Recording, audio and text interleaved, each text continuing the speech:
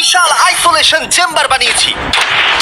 আর আমরা দেখতে চলেছি এই দুজন অচেনা মানুষ পরের 100 দিন এখানে সার্ভাইভ করতে পারে কিনা।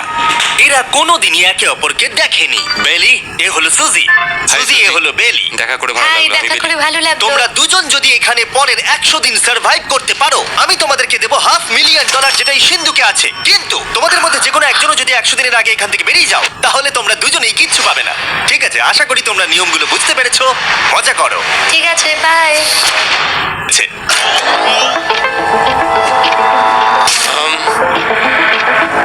হ্যাঁ, মনে হচ্ছে যেন আমরা একটা পাগলা গারদে রয়েছি। আমরা যে জিনিসগুলো রেখেছি সেগুলো ওরা এখন দেখছে। আমরা ওদেরকে 100 দিনের জন্য যথেষ্ট খাবার দিয়েছি, কিন্তু দেখতে গেলে আমরা একই জিনিস অনেক রেখে দিয়েছি। এছাড়া আমরা ওদেরকে একটা প্রাইভেট বাথরুমও দিয়েছি, যেখানে একটা শাওয়ারও আছে, এবং স্বাভাবিকভাবেই সেখানে কোনো ক্যামেরা নেই, আর দুটো বেড ঘুমানোর জন্য। 100 দিন সার্ভাইভের জন্য ওদের কাছে সবকিছু আছে, কিন্তু প্রশ্ন হলো ওদের কি এগুলো চাই। একটা চিরুনি পেয়েছি। আমি কোনোদিনও চিরুনি ইউজ করেছি কিনা মনেই পড়ছে না। খুব ভালো। দেখো ওরা দুজন কিভাবে রুমের দুদিকে দাঁড়িয়ে আছে, বড়ই অদ্ভুত লাগছে। যখন আমি ওদের দুজনের চোখ খুলেছিলাম, তখন ওরা প্রথমবার একে অপরকে দেখেছিল। তো ভাবছি এখান থেকে বেরোনোর পর ব্যাপারটা কিরম হবে। ও হ্যাঁ, ঠিক কতখানি ভালো লাগবে। মাত্র 100 বার ঘুমোতে হবে, মাত্র 100টা ঘুম। আর ঘুমিয়ে পড়লে সময় কোথায় কেটে যাবে বোঝাই যাবে না। আমি তো শুধু সেটার কথাই ভাবছি। সব থেকে ইন্টারেস্টিং বিষয় হলো এই রুমে থাকাকালীন তুমি বুঝতেই পারবে না যে বাইরে এখন দিন না রাত্রি অথবা সময় কি। আর প্রথম রাত্রেই সুজি আর বেলি বড় ভুল করে ফেললো মাত্র 2 ঘন্টা ঘুমিয়ে। তার মানে হলো ওরা দ্বিতীয় দিন শুরু করলো রাত 2:37-এ। আমার মনে হচ্ছে আমি যেন নতুন জীবনে পা রেখেছি। আচ্ছা, তুমি কি খাবে? তুমি কি খাবে, বিফ না চিকেন? চিকেন। চিকেনটাই ঠিক আছে। দেখতে তো দারুণ লাগছে। ভালো হয়েছে।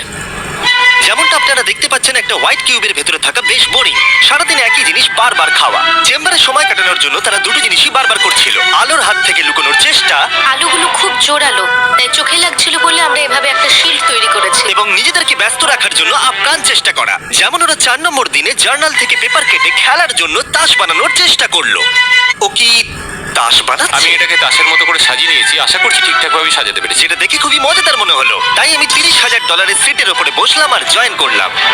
একটা সাইন করা শিট তৈরি করলো, যেটা দিয়ে ভাবলো ওরা আমাকে বোকা বানিয়ে দেবে। এটা আবার কি? তোমাকে এই শিটটাতে সাইন করতে হবে। আমাদের ক্যামেরাম্যানেরা সাইন করেছে। হ্যাঁ, এরা সবাই আজকে ভেতরে ঢুকেছিল। 1 মিনিট দাঁড়াও, তুমি এটা করছো তোমাকেও ডেটটা এটা জানবার করতে জন্য? হবে। আর টাইমও? না না, এটা আমি অ্যালাউ করতে পারি না। না না না, আমি ডেটটা না, লিখেছি। হবে না। আমি ডেটটা লিখেছি। বলতেই হবে ওরা অনেকটাই স্মার্ট, কিন্তু 7 নম্বর দিনে উপস্থিত হয়ে জানলা দিয়ে যাই দেখা যাচ্ছিল সেটার কোনোটাকেই স্মার্ট বলে মনে হচ্ছিল না। বেলি পাগল হয়ে গেছে। ও পর্কের ক্যানগুলোকে মারছে। হ্যাঁ, এগুলো মনে হচ্ছে না আর আমরা খাবো বলে। এখনো 5টা থ্রো, কিন্তু আমার একটা চাই। আমি করতে পেরেছি ভাই। এটা দেখে আমি অবাক হয়ে যাচ্ছিলাম যে এই চ্যালেঞ্জের মাত্র 9 দিন হয়েছে আর ওরা এতটাই বোর হয়েছে যে রেড লাইন ক্রস করবার কথা ভাবছিল। যদি ওরা ক্রস করে ফেলে তাহলে প্রাইজ মানির সবটুকু ওরা হেরে যাবে। আর এটা হলো 10 নম্বর দিন। কেমন আছো নোলান? ভালো। আর আমার কাছে ওদের জন্য একটা দারুণ অফার আছে। সেটা কি? আপনারা দেখতে পাচ্ছেন আমি $5 লাখ প্রাইজ মানিটাকে ভাগ করে 2.5 লাখ ওর দিকে রাখলাম আর 2.5 লাখ ওর দিকে রাখলাম, যাতে ওরা বুঝতে পারে কিসের জন্য খেলছে। এই ডোরটা তো পুরো ড্রামাটিক ভাবে খুলছে। তোমাদের কেমন চলছে? এবার আমি তোমাদেরকে চ্যালেঞ্জের ইন্টারেস্টিং পার্টটা বলবো। তোমাদেরকে শুধু দেওয়ালের দিকে মুখ করে দাঁড়াতে হবে। ওরা কখনো ভাবতেও পারবে না যে এখানে একটা দরজা আছে। নাও শুরু করে দাও। Oh, 10 দিন পরে প্রথম তোমরা বাইরের জগৎ দেখলে। তোমরা